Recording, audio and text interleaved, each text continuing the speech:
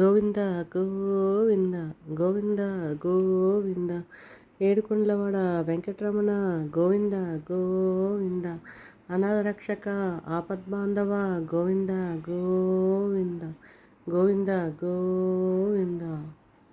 Hi viewers, welcome to my channel. ఎలా ఉన్నాను? నేనైతే సూపర్గా ఉన్నానండి. మీకు ఆల్రెడీ మా ట్రావెలింగ్ టూర్ గురించి చెప్పాను కదా, అందులో ఇదొకటి స్వర్ణగిరి, భువనగిరి జిల్లా. ఇదంతా కూడా మనకి హైదరాబాద్లోనే వస్తుందండి. ఇదంతా కూడాను ఇందులో స్వర్ణగిరి అంటే 1 year బ్యాక్ అండి, March 24th ఎప్పుడో 2024లో ఓపెన్ చేశారు.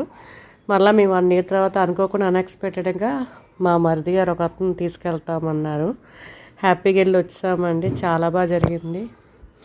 ఏంటో ఈ మధ్య పుణ్యక్షేత్రాలు కానీ ఇలాంటివన్నీ కూడా అనుకోకుండా అస్సలు నేను ఎక్స్పెక్ట్ చేయలేదు. హైదరాబాద్ వెళ్తున్నామంటే చార్మినారో బిర్లా మందిరో వెళ్ళి వచ్చేద్దాం అనుకున్నాం తప్ప ఇలాగ మేము వెళ్తామని అయితే అసలు మా ప్లాన్లోనే లేదండి యాక్చువల్గా అయితే. ఎందుకంటే నాకు సరిగా ఐడియా కూడా లేదు, అక్కడ అవి ఎక్కడెక్కడ ఉన్నాయి కూడా ఐడియా కూడా లేదు. అందుకే కాబట్టి ఎప్పుడూ కూడా నేను అనుకోను, బట్ అది అట్లా జరిగింది. నాకు నిజంగా చాలా హ్యాపీ అనిపిస్తుందండి. వెంకటేశ్వర స్వామి గుళ్ళు ఇన్ని ఉన్నాయా అనేసి నిజంగా చాలా సంతోషంగా ఉంది.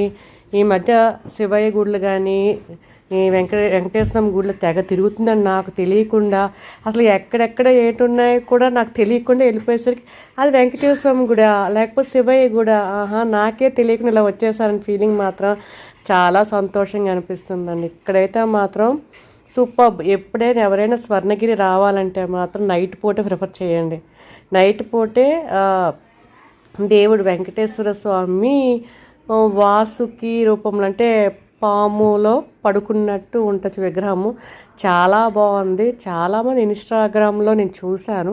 అది చూసి ఇంత బాగుంటుందని చూడగానే ప్రత్యక్షంగా చాలా సంతోషం అనిపించింది. దేవుడు వెంకటేశ్వర స్వామి అక్కడ లోపల కూడాను దర్శనం చేసుకుంటే వావ్, అసలు మన కళ్ళ ముందే దేవుడు మనకి పిలుస్తున్నట్టు నిజంగా అది నిజరూప దర్శనం. ఒక మనిషిలాగా ఉంటారండి, ఒక దేవుడిలా కాకుండా మనిషి.